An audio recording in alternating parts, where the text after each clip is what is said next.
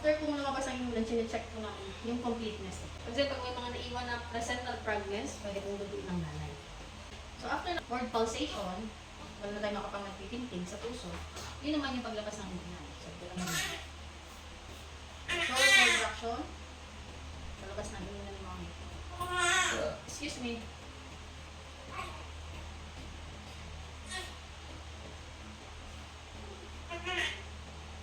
Control, contraction. Yan ha, nakalagay. Manong natin kasi medyo kaya ako makakagod. Sige ako ng isis. Balik na.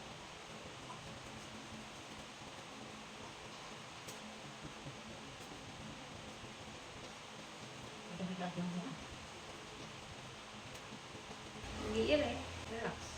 Yung mga malalim. Ito na ako.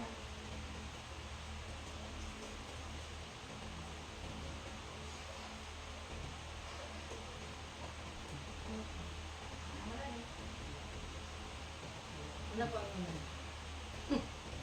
Shocks presentation naman siya. Hindi siya Donkans. Donkans yung medyo messy harap. Pag shocks yung inverted umbrella. So ito. Okay naman. At complete naman siya lumabas. Bukas mate. After kung lumabas ang inyong check ko na yung completeness. Kasi minsan baka may naiiwan. Nakaplay ko sa likod. Yung part ko ng inyong. So upon checking, okay naman at normal. Wala namang naiiwan sa loob. Pero, naglilinis pa rin tayo sa loob. Kasi minsan, yung mga konti-konti ang maliliit na parts. Nalilinis tayo. Kasi pag may mga naiwan na placental fragments, pwede kong duduin ng nanay. Tapos lilinisan ko. I-check kung may mga natira pa. At kung may buong dugo, yan yung evacuate natin. Dito lang naman sa bungad, hindi siya papasok. Tapos na. So, wala naman.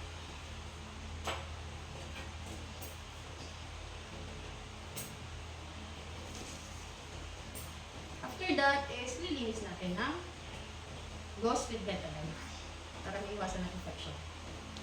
Pag-asa din para mas madaling dumikit dun kung may mga natitira pa. Bukas ate, bukas.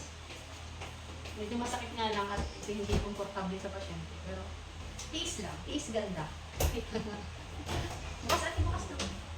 Lilinisan din natin yung loob. Siyempre, kung nilinis ang loob, lilinisin din ang labas. Okay? All set?